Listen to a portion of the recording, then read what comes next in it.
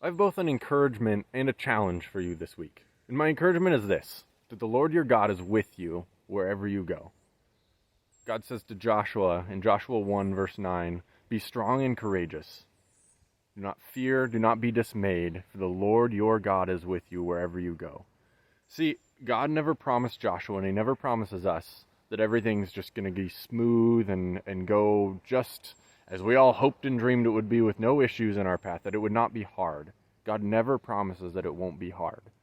In fact, he kind of promises us the opposite, and he showed us the opposite in his life here on earth, in the person of Jesus Christ. But God promises that he will be with us wherever we go, in whatever we are doing, that God is with us, that he has not forgotten us, he has not left us, he has not abandoned us, that he is with us. And let that be an encouragement to you today. Let that be something that gives you courage to keep going, to keep moving forward, even when all can seem like it's falling apart. Our God is with us. Now, with that encouragement, I also want to give you a challenge. And that challenge is this, that wherever you're going, whatever you're walking into, let us walk in a manner worthy of the calling to which we have been called. There's a chapter in a really small book called Zephaniah, the end of the Old Testament. I'd encourage you to read this book. I find there's so much value in the prophets and the time we're living in now, and refining our hearts to look more like Christ. But in Zephaniah chapter 2, God speaks of two kind of categories of people. In chapter 2, verse 3, he says this, "Seek the Lord, all you humble of the land, who do his just commands. Seek righteousness, seek humility, and perhaps you may be hidden on the day of the anger of the Lord." Seek righteousness, seek humility. So that's one person.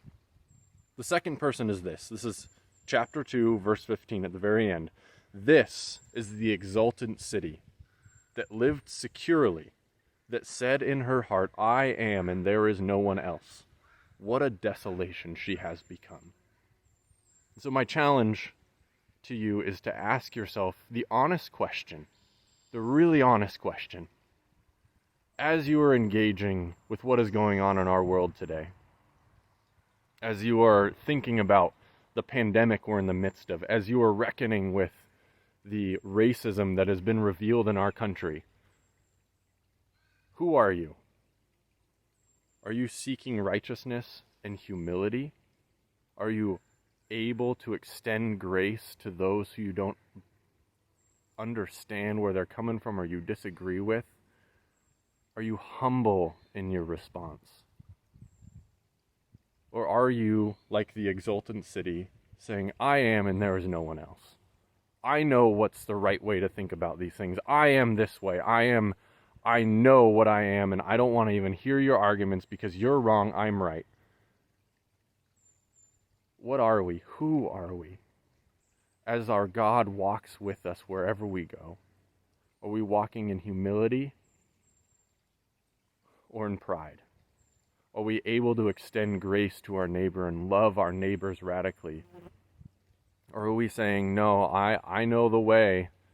I've got it all figured out. I'm doing the right thing, and there's nobody else that can tell me anything else"? So I'd challenge you with that. Take an honest look. Let us all take an honest look at our hearts. Are we humble or proud in these times?